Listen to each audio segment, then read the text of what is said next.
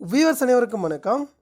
Sometime உங்களுடைய XL file அப்படியே freeze ஆகிடும். ஸோ ஸ்க்ரோல் பண்ணாலையும் கீழே போகாது, அதே மேலேயும் எதுவும் மூவ் ஆகாது, அப்படியே கம்ப்ளீட்டாக ஃப்ரீஸ் ஆகிடும். ஆனால் நம்ம என்ன பண்ணுவோம், எக்ஸலை க்ளோஸ் பண்ணிவிட்டு திரும்ப ரீஓப்பன் பண்ணி நம்ம ஒர்க் பண்ணுவோம். அப்பயும் ஒரு சில டைமில் ஒர்க் ஆகாது.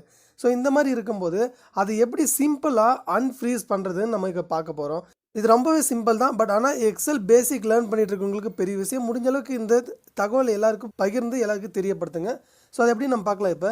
ஸோ ரொம்ப சிம்பிள். என்ன பண்ண போகிறோம், ஃபர்ஸ்ட் இப்போ பார்த்தீங்கன்னா இந்த பர்டிகுலர் இது வந்து ஃப்ரீஸ் ஆயிடுச்சு. நான் மூவ் பண்ணும்போது எதுவுமே எனக்கு மூவ் ஆக மாட்டேது. கீழே இருக்கக்கூடிய ரோ எதுவுமே எனக்கு பார்க்க முடியல. சர்ச் பண்ணாலே மூவ் ஆக மாட்டேது. ஸோ அது எப்படி நம்ம பார்க்குறதுனா, கிளிக் ஆன் வியூ டேப் மேலே ஃப்ரீஸ் ஸ்பேன்ஸ் இது மேலே கிளிக் பண்ணோம்.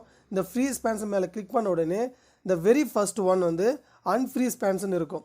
இதை கிளிக் பண்ணால் போதும், இதை செலக்ட் பண்ணால் போதும், அன்ஃப்ரீஸ் ஆகிடும். இப்போ வந்து நீங்கள் மூவ் பண்ணிங்கன்னா உங்களால் எல்லா டேட்டாவும் உங்களால் பார்க்க முடியும்.